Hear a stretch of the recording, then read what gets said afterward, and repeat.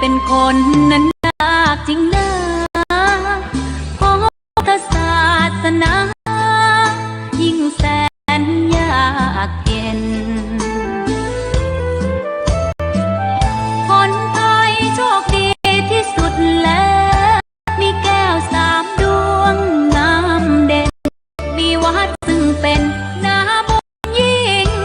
ใหญ่มีศาสนาพุทธประจำชาติไทยอยากหล่ออยากสวยเราต้องรักษาศีลอยากมีอันจะกินต้องหมั่นทำบุญทำทานเอาไว้เข้าวัดสวดมนต์ฝึกฝนสติให้ว่องไวรีบทำตอนที่เราทำเองได้อย่ารอจนตายถึงเข้าวัดว่าเข้าวัดน้ำเป็นจะได้เห็นแต่น้ำใจเข้าวัดยามตาจะได้เห็นแต่น้ำตาก่อนจะสายเกินขอเชิญมาใช้ชีวิตให้คุ้มค่าเจริญทานศีลภาวนาสั่งสมบารมีไว้ทำบุญตอนที่ยังมีชีวิตย่อมดีกว่ารอเขาอุทิศบุญให้อย่ามัวหลงเพลินเดินห่างวัดตัวอย่างชัดๆมีมากมายเข้าวัดสายเกินแก้กรรม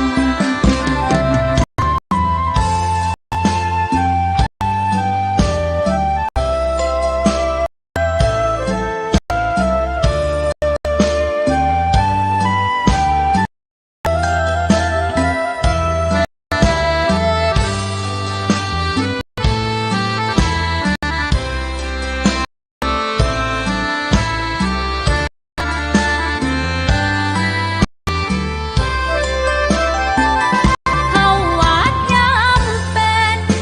จะได้เห็นแต่น้ำตาเข้าวัดยามตาจะได้เห็นแต่น้ำตาก่อนจะสายเกินขอเชิญมาใช้ชีวิตให้คุ้มค่าเจริญทานศีลภาวนาสั่งสมบารมีไว้ทำบุญตอนที่ยังมีชีวิตย่อมดีกว่ารอเขาอุทิศบุญให้อย่ามัวหลงเพลินเดินห่างวัดตัวอย่างชัดๆมีมากมายเข้าวัดตอนตายสายเกินแก้กรรมเข้าวัดยามเป็นผลบุญหนุนนำเข้าวัดยามเป็นจะได้เห็นแต่น้ำใจเข้าวัดยามตายจะได้เห็นแต่น้ำตา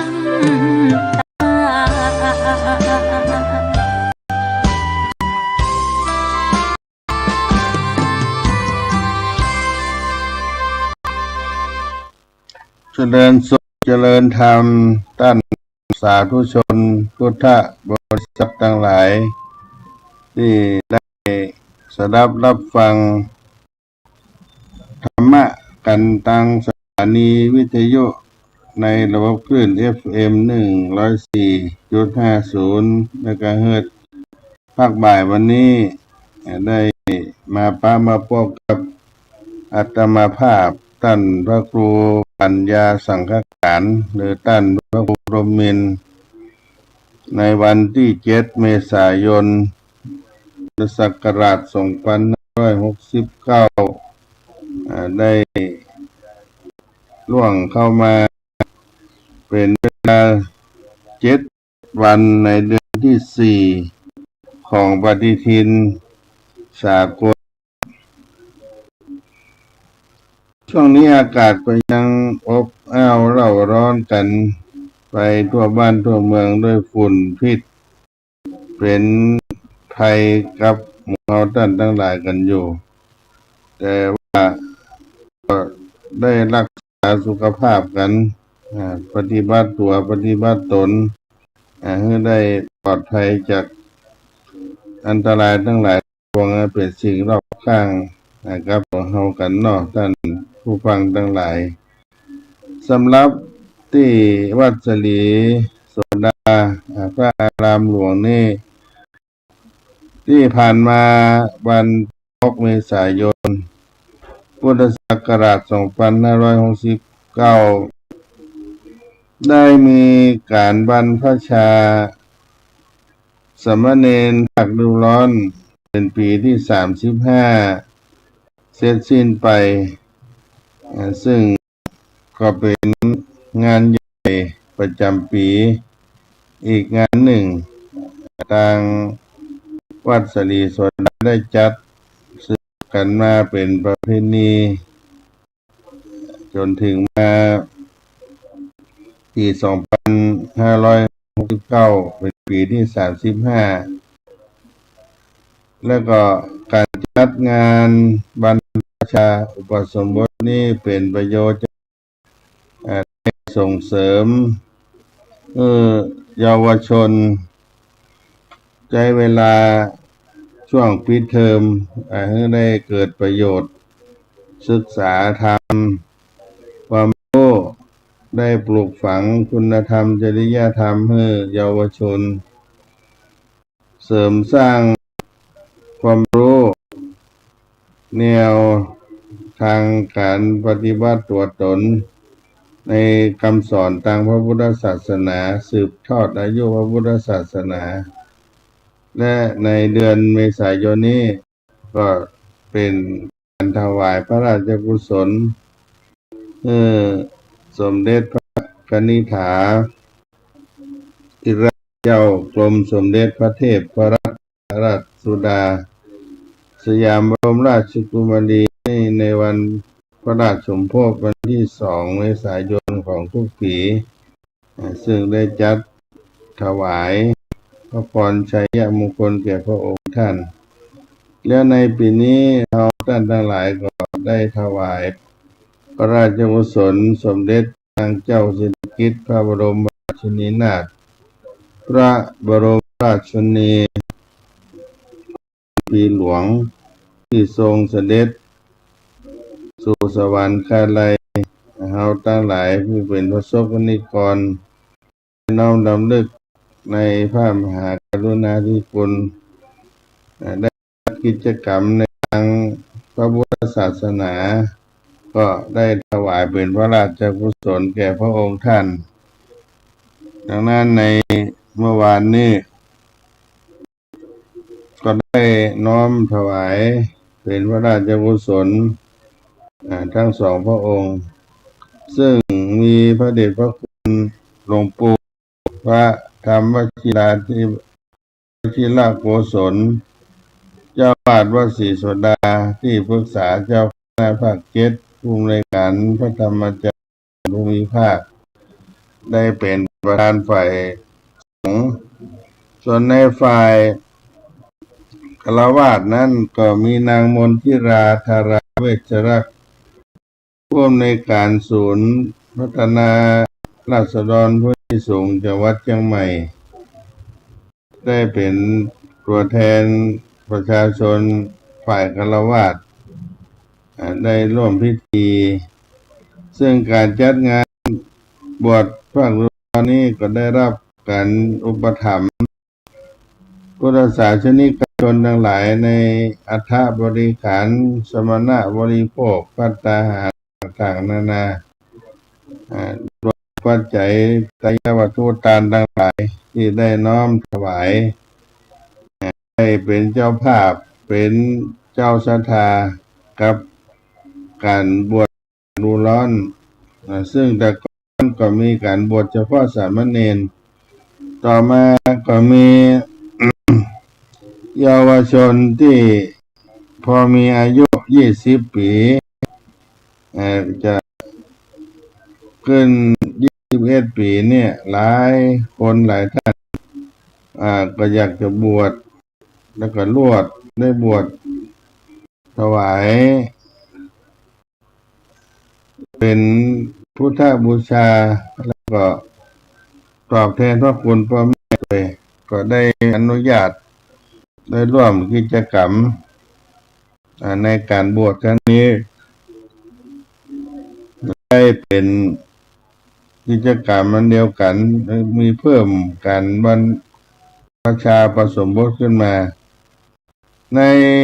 การบวชก็เลยมีพิธีการมีเจ้าภาพญาติโยมร่วมอุปถัมภ์กันมากขึ้นโดยเฉพาะพิธีกรรมการบรรพชาสมบทนั้นก็จะมีพิธีขั้นตอนเพิ่มขึ้นอีกหลายขั้นตอนตั้งแต่หลังจากบวชเป็นเณรแล้วก็จะต้องเข้าอุโบสถกรรมสังฆกรรมเพื่อจะได้เป็นพระภิกษุต่อไปก็ขออนุโมทนาครับพุทธศาสนิกชนทั้งหลายที่ได้มาอุปถัมภ์ในวัดศรีโสดาพระอารามหลวงในโครงการพระธรรมจารีกด้วยซึ่งได้จัดกันมาเป็นปีที่35ปีนี้ในพุทธศักราช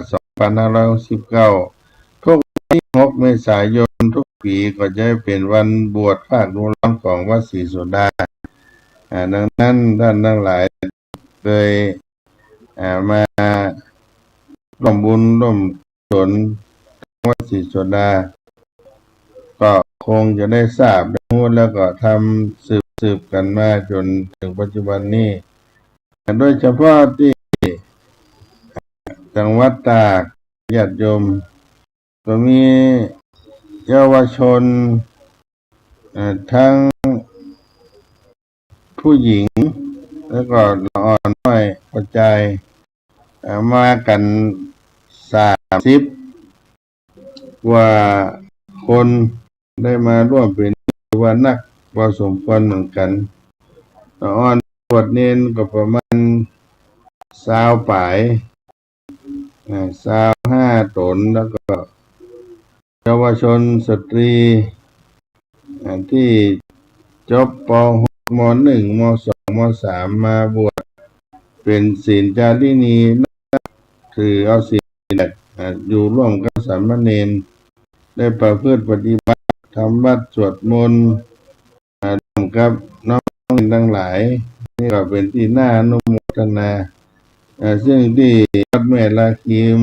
เกศแก้วนั้นมีท่านพระอาจารย์ศรีโพธรรมานันโท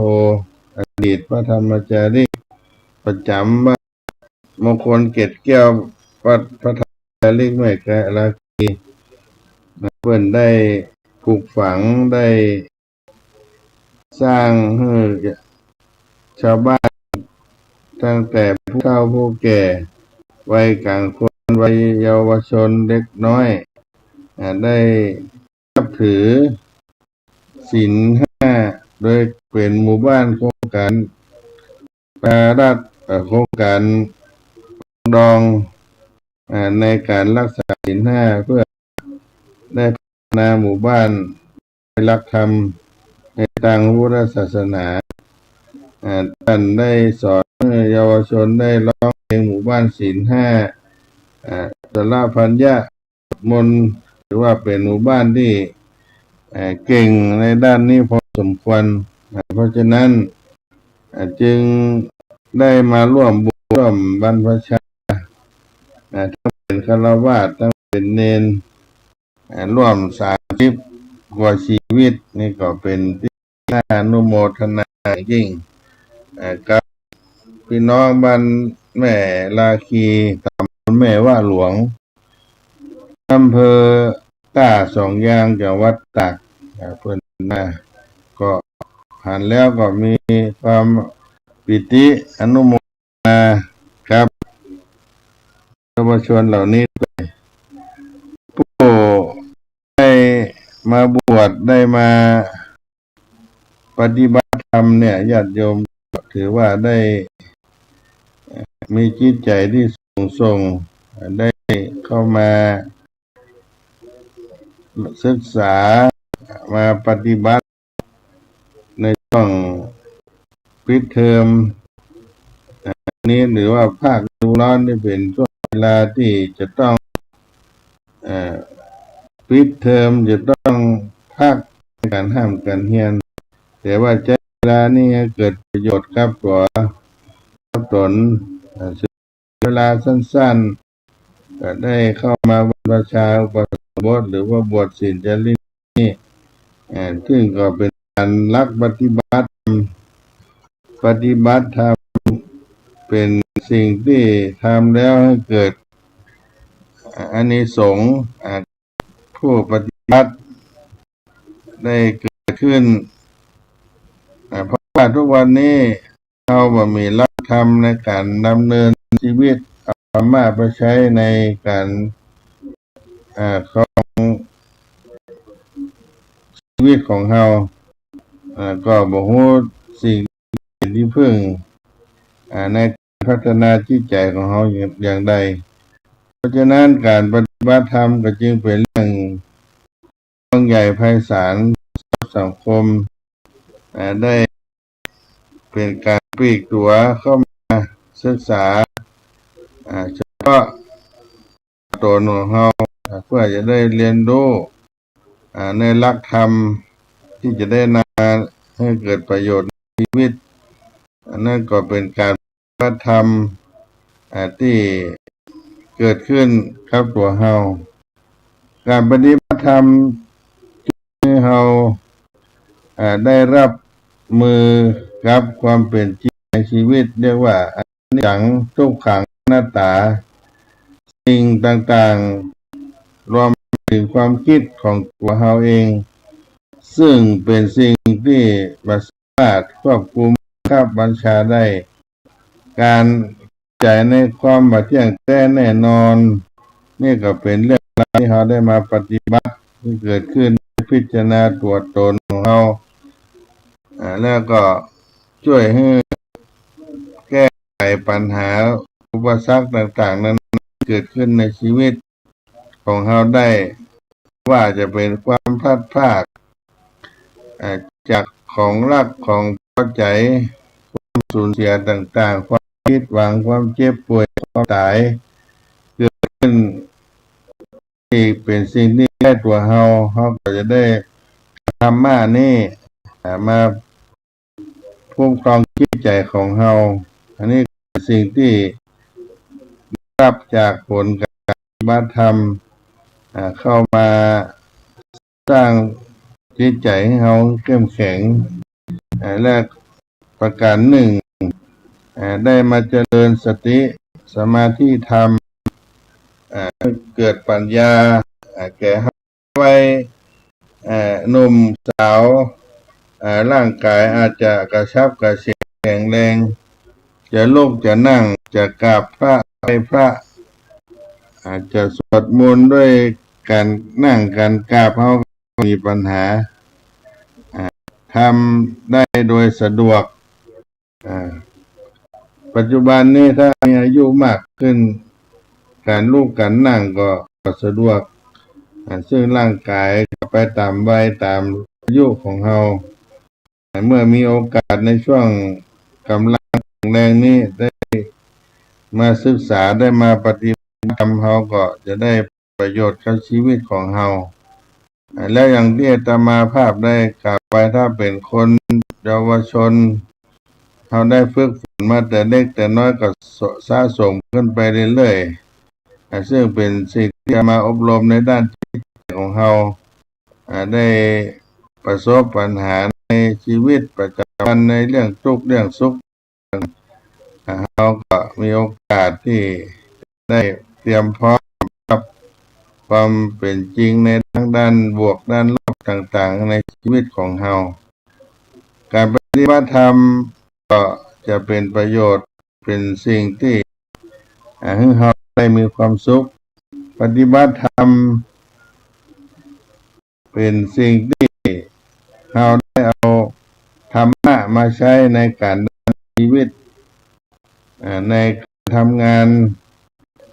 ประจำวันของเราก็ดีธรรมะมาใช้ให้เกิดประโยชน์ในชีวิตจริงทำให้ชีวิตมีความสุขการปฏิบัติธรรมก็หมายถึงเอาธรรมะมาใช้มาให้เกิดประโยชน์แก่ชีวิตถ้ายังบ่ได้ใจว่าเรียกว่าเป็นการปฏิบัติว่าถึงตัวคำว่าเองนี่เดิมซึ่งเราได้ไปไหนทำกิจกรรมอยู่ในชีวิตของเราหันมาพักคิดพักได้เอาธรรมะมาศึกษาก็ความรู้นั้นขึ้นเรียกว่าปฏิบัติหรือว่าปฏิปทาคือการก้าวเดินทางในภาษาบาลีว่าปฏิปทามัชฌิมะปฏิปทาอย่างนี้เป็นต้นเรียกว่าทางสายกลางเป็นปฏิปทาทางที่เราได้เดินในบ่หย่อนเกินไปบ่เข่งเกินไปอันนี้ก็เอามาใช้ในชีวิตของเราและการปฏิบัติธรรมที่นี้ชีวิตของเราก็จะเปลี่ยนแปลงไปให้เกิดประโยชน์กับชีวิตของเราในปัจจุบันนี้เยาวชนบนเขาบนดอยที่อัตภาพได้เดินทางไปในที่ต่างๆบนเขาบนดอยประพฤติปฏิบัติธรรมหลายหมู่บ้านมีกันนักเยาวชนรู้จักการ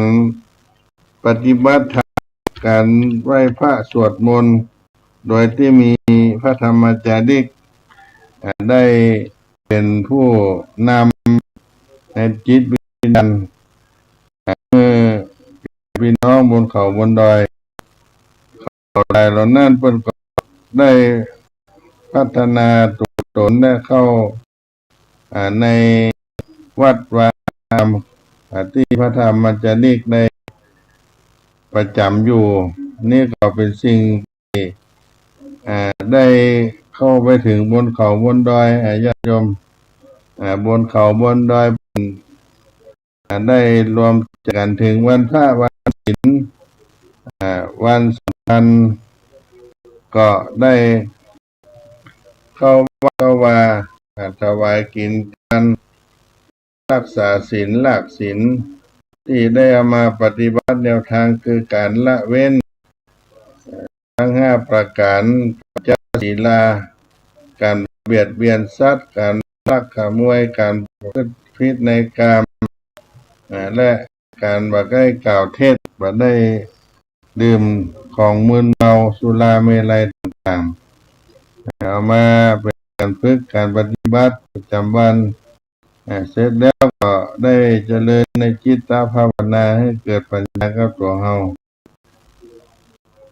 ก็มีหลายหมู่บ้านญาติโยมที่อยู่บนเขาบนดอยอันนี้ก็อนุโมทนากับคณะพระธรรมจาริกที่ได้นำเอาธรรมะเข้าไปสู่พี่น้องบนดอยแล้วก็หลายๆที่ช่วงนี้อย่างจังหวัดตากที่ได้มีการบวชภาคฤดูร้อนจังหวัดแม่ฮ่องสอนก็เริ่มทยอยการบวชในการบวชภาคฤดูร้อนเนี่ยญาติโยมซึ่งเป็นสิ่งที่ได้ทำรวมกันการวัฒนธรรมเรียกก็นับเป็นปันลูกแต่ละแห่งแต่ละที่เขาได้ทำกิจกรรมตั้งไว้แหล่งละ50 60 20 30แห่งก็นับเป็นปันขึ้นไปแต่ละแห่งแต่ละที่ก็ เป็นโครงการพระธรรมจารีกซึ่งอยู่ในพื้นที่อาสมพระธรรมจารีกที่เป็นพื้นฐานธรรมะของโครงการพระธรรมจารีกอยู่พี่น้องสถานได้มาร่วมบวชในวัดสลีโสดาพระลำหลวงแต่ว่าถ้ามีโอกาสจะมาร่วมเป็นเจ้าภาพในการถวายดื่มน้ำปันนะการถวายภัตตาหารกับสามเณรน้อยภาคฤดูร้อนก็มาได้เนอะจนถึง21 เมษายนจะปิดโครงการบวชภาคฤดูร้อนประจำปี2569แล้วก็เป็นปีที่35ที่ทางวัดสลีโสดาได้จัดได้ปฏิบัติกันมาทุกเช้าก็จะมีการออกบิณฑบาตกับศาสนิกชนหลายทั่วไปตั้งแต่อนุสาวรีย์ครูบาเจ้าศรีวิชัยวัดศรีโสดาซึ่งทุกเช้านั้นมีศาสนิกชนชาวไทยชาวต่างประเทศก็มาตักบาตรใส่บาตรบังคับตลอดทุกวันแล้วก็การใส่บาตรนั้นก็ถือว่าเป็นธรรมเนียมที่โดดเด่นประการหนึ่งช่วงนี้เน้น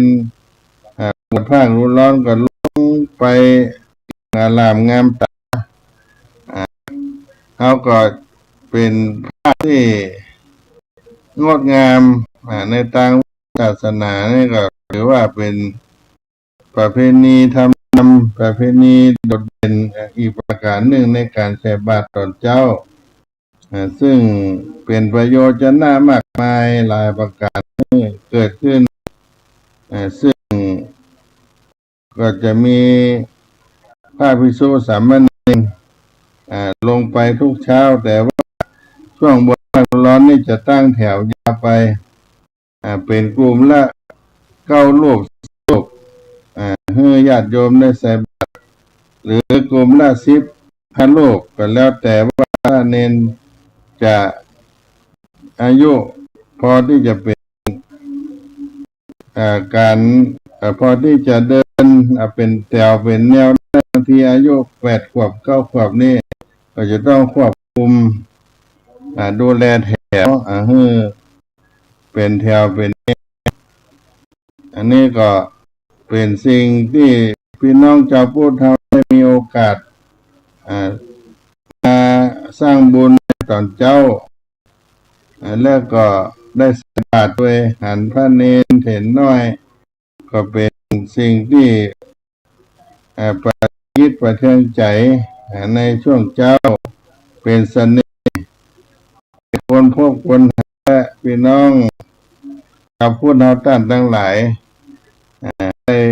ระลึกถึงวัดสลีโสดาก็มาใส่บาตรนี่ก็เป็นภาพที่ดีงามตั้งแต่หน้าวัดศรีโสดาพระอารามหลวงไปจนถึงหน้ามหาวิทยาลัยเชียงใหม่ได้มีการทำตักบาตรใส่บาตรกันได้สร้างส่วนบุญกุศลให้เกิดขึ้นกับการทำบุญใครจะมาแย่งเอาไปก็บ่ได้ก็จะติดตามตัวเฮาไปตลอดได้ติดตัวที่ตนไปทั้งพบได้พบหน้าใครจะมาลักก็บ่ได้แล้วการทำบุญทุกวันที่ท่านญาติโยมได้ทำก็ให้เรามีจิตใจเบิกบานผ่องใสได้ลดละความโกรธความโลภความหลงให้กับตัวเรามีจิตใจที่เบิกบานแจ่มใส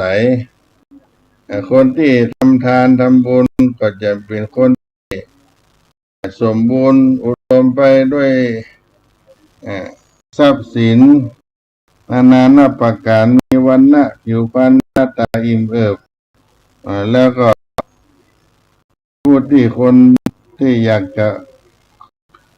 เข้าสมาคมกับตัวเฮาด้วยนี่ก็เป็นอานิสงส์ที่ได้ ทำบุญเนื้อตาลเกิดกับตัวเฮากับน้องกับศรัทธาญาติโยมทั้งหลายขึ้นในสิ่งที่ดีที่งามบุญกุศลทั้งหลายได้สร้างได้ทำเป็นการชำระจิตชำระใจให้บริสุทธิ์แล้วก็รู้จักการแบ่งการปันนั่นก็คือส่วนที่ด้วยวัตถุสิ่งก็ดีในช่วงเจ้าเขาได้หินเนื้อตาลใส่บาตรหยาดน้ำตาลขันเข้าเหล่านี้เป็นต้นการเนื้อตาลก็เป็นสิ่งที่เจ้าพุทธเราได้ทำกันมาเป็นผู้อุปถัมภ์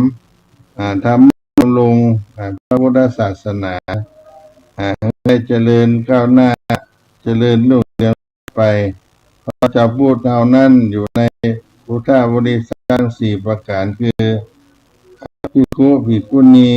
อุบาสกอุบาสิกาจะต้องคู่กันไปตลอดมีการอุปถัมภ์บำรุงพระเณรที่ได้บวชในศาสนาก็จะมีที่พึ่งด้วยการอุปถัมภ์บำรุงญาติโยมต้องดำเนินชีวิตด้วยศรัทธาสาธุชนให้การอุปถัมภ์ก็เป็นการสืบทอดอายุพระพุทธศาสนาก็ย้ำประชาสัมพันธ์หนึ่งว่าตั้งแต่วันที่7ไปถึงวันที่21เมษายน2569ท่านสาธุชนพุทธบริษัททั้งหลายมีโอกาสจะมาเป็นเจ้าภาพถวายน้ำดื่มน้ำปันหน้าภัตตาหารก็มาติดต่อกับวัดศรีโสดาวัดสลีดาครูบาเจ้าสลีวิจัยมาติดต่อได้เนิ่นพ่อแม่ผู้ปกครองที่อยู่ใกล้